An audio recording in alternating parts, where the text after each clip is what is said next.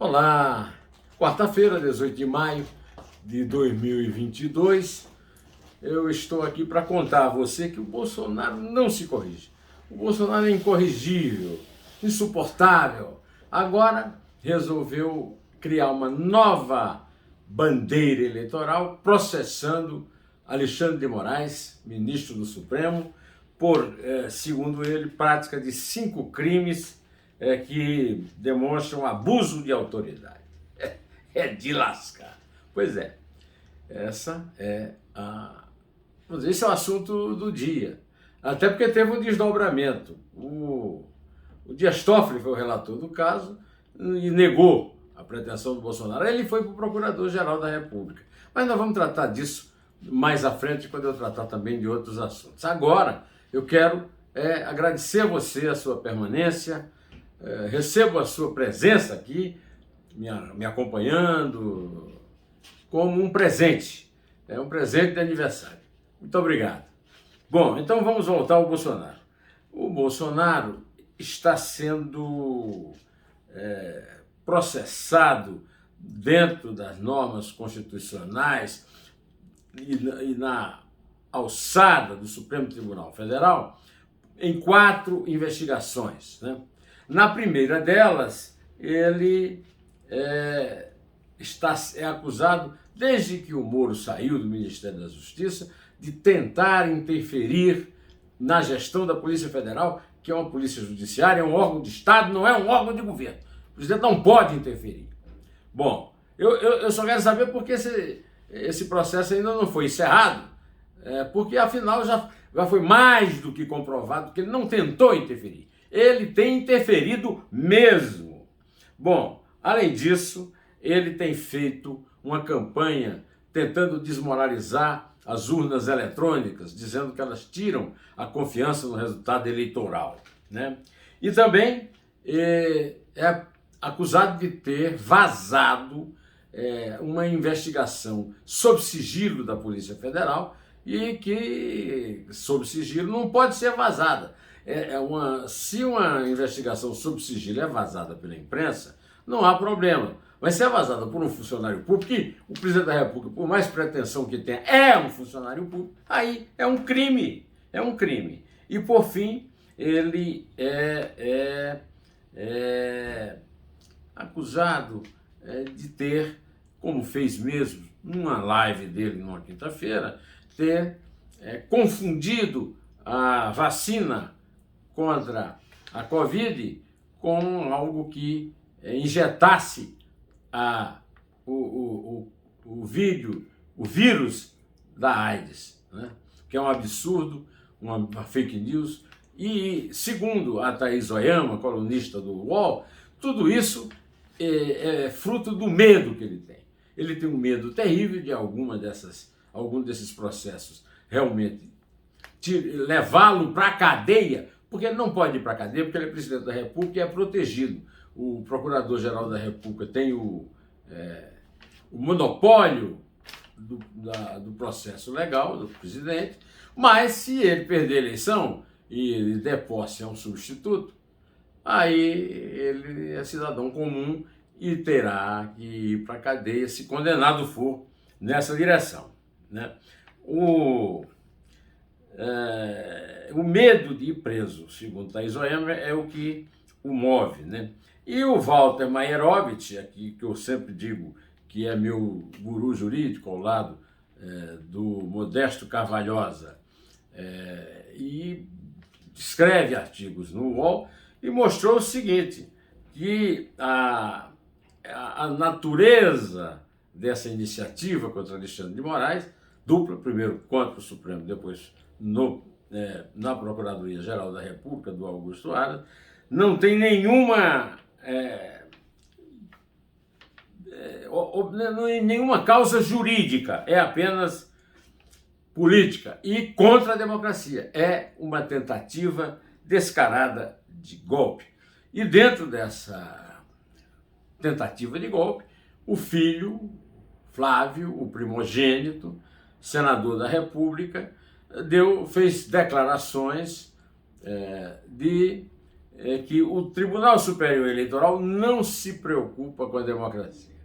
Isso aí tudo dentro de um discurso, né, de uma narrativa mentirosa de que o Bolsonaro, da mesma forma que ele fez em relação ao Daniel Silveira, ao lhe conceder graça e indulto, né, ele também está tentando para ele mesmo jogar nas costas do Supremo em geral e do Alexandre de Moraes em particular, porque o Alexandre vai ser o presidente do Tribunal Superior Eleitoral nas eleições, a pecha de combater a liberdade, de ele dizer o que ele pensa, de ele dizer quais são os seus projetos, quando é tudo mentira. Tudo o que está sendo processado aqui são atitudes ilegais, crimes. E tem crime que não está sendo nem processado, como é o crime da campanha antecipada que ele está fazendo em suas lanchas chatas e coisas do gênero, né? Bom, do outro lado do panorama político está o ex-presidente do PT, né, o ex-presidente da República, militante do PT, Luiz Inácio Lula da Silva, que nesta quarta-feira em que grava o vídeo, está dando uma grande festa, luxuosa festa, de casamento com a socióloga Janja, né, da Silva, no dia mais frio do ano, mesmo que venha o inverno ainda está por vir, mas o dia frio do ano já é exatamente o dia do casamento do Lula com a Janja.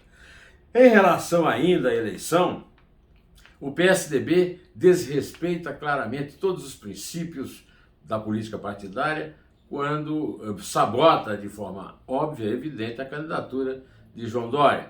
Se não quisesse a candidatura de João Dória, como é que convoca a prévia? João Dória ganhou na prévia. Tanto o partido quanto o Eduardo Leite, que é o candidato que perdeu as prévias, não tem autoridade nenhuma, zero, para contestar a autoridade do Dória. O Dória está ali, 2 pontos, não devia fazer muita moça, mas o PSDB é um partido que está para ser enterrado e quer uma pompa e uma festa semelhante à que o Lula está dando no casamento com a socióloga Janja.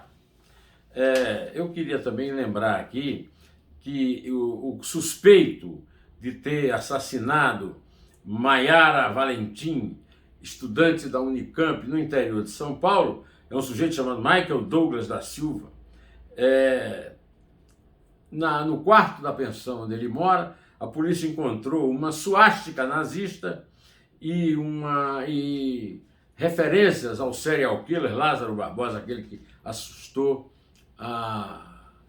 aquela região no entorno de Brasília. Eu queria só estabelecer essa relação, né?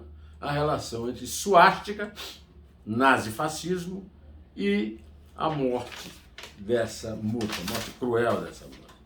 Agora eu quero contar uma história cultural. Eu organizei, com a ajuda de um professor da Universidade Federal da Paraíba, né?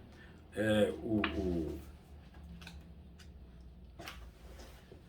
Rinaldo de Fernandes, um maranhense, que é professor da Universidade Federal, essa antologia, os 100 melhores poetas brasileiros do século. Entre esses poetas está o poeta gaúcho Carlos Nejar, da Academia Brasileira de Letras, do Instituto de Histórico do Brasil. Tem um poema dele, ele está entre os 100 melhores poetas, um poema chamado Cântico. Pois hoje me chamou a atenção um desabafo que o poeta, um dos 100 melhores poetas brasileiros do século XX, Carlos Nejar, que morou uns anos, hoje mora no Rio, mas morou uns anos em Vitória, está revoltadíssimo com o que ele chama de calar a voz dele. Segundo o Carlos Nejar, agora eu vou ler o texto do Nejar e assumi-lo como denúncia, né? Colaborei todos os domingos há mais de 7 anos no jornal A Tribuna, de Vitória, no Espírito Santo. Tinha minha coluna, que eu alimentava perseverante. De repente, me telefonaram com a notícia de que o jornal havia reduzido suas páginas e resolveram acabar com minhas crônicas. Num telefonema, sumiram mais de 7 anos de trabalho, sem agradecimento, como se fosse favor do dito jornal, havendo contrato. Só sei que por algum motivo econômico ou político, onde eu está incomodando, subterraneamente, tentaram calar minha voz. E não a calarão, nem vivo, nem quando estiver morto, porque um dia o que criei se acordará. É nessa expectativa de imortalidade que eu encerro o meu comentário de hoje, desejando tudo de bom e do melhor para vocês que me acompanham. É assim que eu também convido-os para verem no meu canal do YouTube a entrevista magnífica que eu fiz com um especialista, 40 anos de análise de eleição, principalmente em pesquisas, o sociólogo pernambucano Antônio Lavareda. Nos 2 Dedos de Prosa, eu tenho o prazer, a honra, a alegria de conversar em 2 vídeos com João Omino. João Omino é diplomata, cônsul do Brasil em Munique, na Alemanha, e acaba de lançar um romance genial, Homem de Papel. E nós conversamos sobre os 8 romances que ele escreveu, inclusive este último. Por enquanto vou ficando por aqui, direto ao assunto. Em fé!